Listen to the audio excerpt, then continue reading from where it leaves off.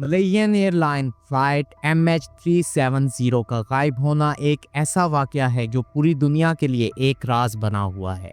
इस इंसिडेंट ने scholars, researchers और एविएशन एक्सपर्ट्स के लिए बहुत से अनआंसर्ड क्वेश्चन छोड़ दिए। ये मकाम हमेशा से लोगों के लिए एक पजल और थॉट प्रोवोकिंग टॉपिक बना रहेगा और इसकी पूरी सरारियत लोगों को सोचने पर मजबूर करती रहेगी। अस्सलामुअलैकुम, ब्रेन बस की न्यू वीडियो के साथ एक बार फिर आपकी खिदमत में हाजिर हैं।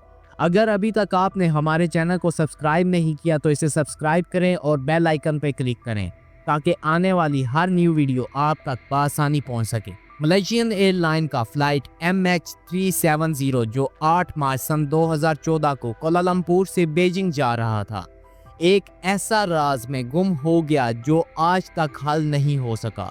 बोइंग 777-200 ER में 239 मुसाफिरों और क्रू के साथ ये फ्लाइट हवा में गुम हो गई। बहुत सी कोशिशों और तहकीकात के बावजूद इस फ्लाइट के गायब होने का असबाब अब तक मालूम नहीं हो सके। आज हम फ्लाइट MH370 के मुतालिक 9 अजीबो-गरीब मिस्ट्रीज का जिक्र करेंगे।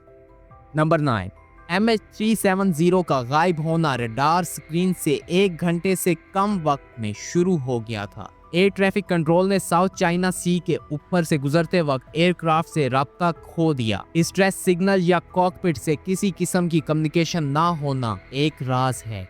ये गायब होना बिल्कुल अचानक और गैर मुतवक्को था। एक पल में रडार पर था और दूसरे ही पल में गायब हो जाना। कॉकपिट और ग्राउंड कंट्रोल के दरमियान कोई आखिरी कन्वर्सेशन रिकॉर्ड नहीं हुई। रिकॉर्ड के बाद पायलट या को पायलट से किसी भी किस्म का कोई राब्ता नहीं हो सका जो हालात को बेहतरी से वाज़े कर सके। नंबर 7, फ्लाइट MH370 ने अपना असली रास्ता छोड़कर एक मुख्तलिफ रास्ता इख्तियार किया जो प्लान में शामिल नहीं था। रडार ट्रैकिंग ने बताया कि फ्लाइट ने अचानक लेफ्ट टर्न लेकर मलेशियन पेनिनसुला को क्रॉस करते हुए अंडमान सी की तरफ रुख कर लिया। क्या ये फ्लाइट पाथ बदलना पायलट के ऑर्डर्स पर था या कुछ और असर था? ये सवाल भी अब तक जवाब की तलाश में है। मिलिट्री रडार ने एयरक्राफ्ट को डिटेक्ट किया लेकिन कोई एक्शन नहीं लिया गया। ये भी एक राज है कि मिलिट्री ने इस एयरक्राफ्ट को मिस आइडेंटिफाई क्यों किया। Number 6, aircraft communication, addressing and reporting system और ट्रांसपोर्टर दोनों ने काम करना बंद कर दिया था। इस सिस्टम का एक ही वक्त में फेल होना भी सोचने की बात है।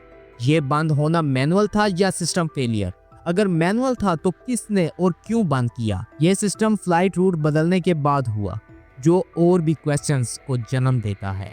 नंबर 5, सैटेलाइट कंपनी इनमरसेट ने एयरक्राफ्ट से मिलने वाली पिंग सिग्नल को ट्रैक किया। ये डाटा भी बताता है कि फ्लाइट इंडियन ओशन की तरफ गई लेकिन एग्जैक्ट लोकेशन का पता नहीं चल सका। इनमरसेट की पिंग डाटा ने एक आर्क ऑफ अनसर्टेनिटी दिखाया जहां एयरक्राफ्ट लास्ट कांटेक्ट में था लेकिन ये एरिया बहुत बड़ा है और स्पेसिफिक नहीं था। सैटेलाइट कम्युनिकेशन सिस्टम की लिमिटेशन ने एग्जैक्ट लोकेशन पिन पॉइंट करने में रुकावट डाली। नंबर 4, बहुत सी कोशिशों के बावजूद ओशन फ्लोर पर रैकेज ढूंढना मुश्किल साबित हुआ। इंडियन ओशन का बड़ा एरिया और इसकी गहराइयां मेजर चैलेंज साबित हुई।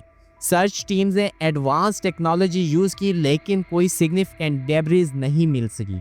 ये भी सोचने की बात है कि ऐसे एडवांस सर्च के बावजूद भी रैकेज क्यों नहीं मिल सका। ओशन करंट का एनालिसिस किया गया ताकि डेब्रिज का पोटेंशियल लोकेशन आइडेंटिफाई किया जा सके लेकिन ये भी कोई पक्का नतीजा नहीं दे सका। नंबर 3, इनिशियल इन्वेस्टिगेशन को जल्द क्लोज कर दिया गया। इसमें कई सवाल और डिटेल्स इनकम्प्लीट रह गए। क्या अथॉरिटीज ने इस केस को इंटेंशनली सरप्रेस किया?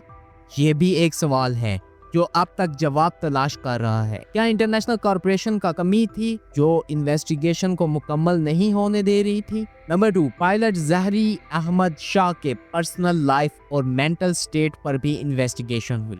क्या पायलट ने जानबूझकर ये सब किया? पायलट के घर से मिलने वाली फ्लाइट सिमुलेटर डाटा ने कुछ अनयूजुअल रूट्स को दिखाया जो इन्वेस्टिगेशन के लिए क्रूशियल साबित हुआ। अगर पायलट का इन्वॉल्वमेंट था तो उसका मोटिव क्या था? Last but not least, flight में मौजूद पैसेंजर्स के बैकग्राउंड की भी इन्वेस्टिगेशन की गई।